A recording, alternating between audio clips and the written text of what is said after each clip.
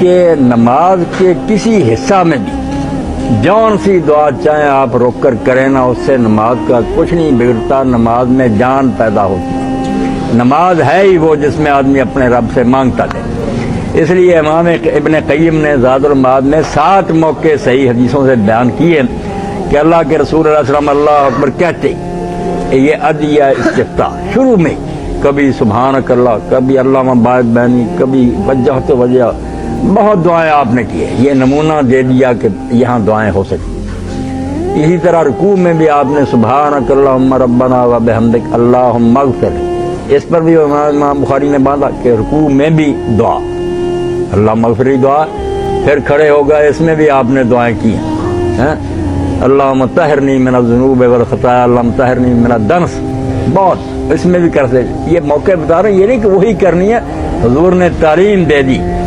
2 سجدوں کے درمیان بھی بیٹھا، اس میں بھی اللہ اغفر لی یا رب اغفر لی۔ سجدے میں بھی، سجدے میں تو خصوصاً آپ نے حکم فرمایا نا کہ بندہ اپنے رب کے سب سے زیادہ قریب سجدے میں ہوتا ہے، اس لیے وہ زور لگا دے دعاؤں میں، فَقَامَنُ نَنْ يُسْتَجَابَ لَهُ، سجدے میں کی ہوئی دعاؤں کے بارے میں ضمانت ہے کہ وہ قبول ہوگی۔ یہ پاؤں پڑھ کر آپ مانگ رہے ہیں۔ پہلے ایک بات ختم، تشہد میں بھی پڑھ سکتے ہیں، قنوت میں بھی پڑھ سکتے، 7 موقع ہو گئے جہاں آدمی دعائیں کر سکتا ہے۔ اب رہ گئی بات فرض اور نفل کی، کوئی فرق نہیں، فرضوں میں آپ دعائیں کریں، نفلوں میں کریں، یہ فرق اپنی طرف سے بنایا ہوا ہے۔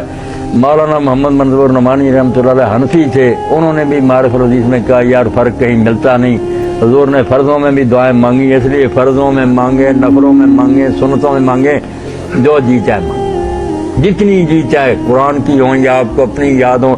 اب تیسری بات رہ گئی کہ اگر آپ اپنی زبان میں بھی کرنا چاہیں تو لکھ لے کریں، پنجابی میں، اردو میں، فارسی میں، نظم میں، نثر میں، قنوت میں بھی، سجدوں میں، جو جی چاہے دعا کریں، بالکل جائز۔ امام ابن حزم جیسا ظاہری جو ذرا قیاس کو نہیں مانتا، انہوں نے بھی الملم میں لکھا کہ کس آیت حدیث میں ہے کہ نمازی اپنی زبان میں دعا نہ کرے؟ یہ پابندی کہیں ہے کہ زبان عربی میں پڑھے؟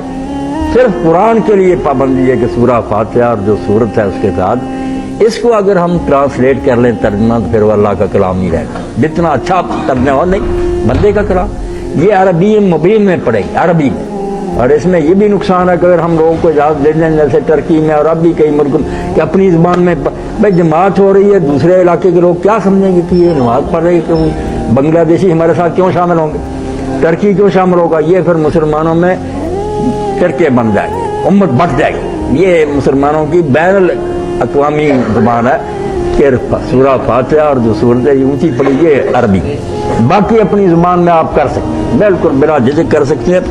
امام ابو حنیفہ رحمۃ اللہ علیہ نے تو پہلے یہ کہا تھا کہ سورہ فاتحہ اور سورت بھی ترجمہ، مگر بعد میں وہ پھر لوگوں کے سمجھانے سے شاگردوں سے مان گئے کہ سورہ فاتحہ اور جو ہے نا سورت یہ ٹھیک ہے، باقی اللہ اکبر سے لے کر وہ پوری نماز کہتے ہیں کہ اب بھی اپنی زبان میں پڑھے، کوئی آیت حدیث نہیں ہوگا۔ امام ابو حنیفہ کا یہ کہنا کہ اللہ اکبر سے لے کر التحیات درود بھی اپنی زبان میں تو وہ نہیں کہہ رہا، میں تو کہتا جو مسنون ہے وہ تو عربی میں پڑھے، باقی دعائیں اپنی زبان میں جی چاہے کہہ رہا۔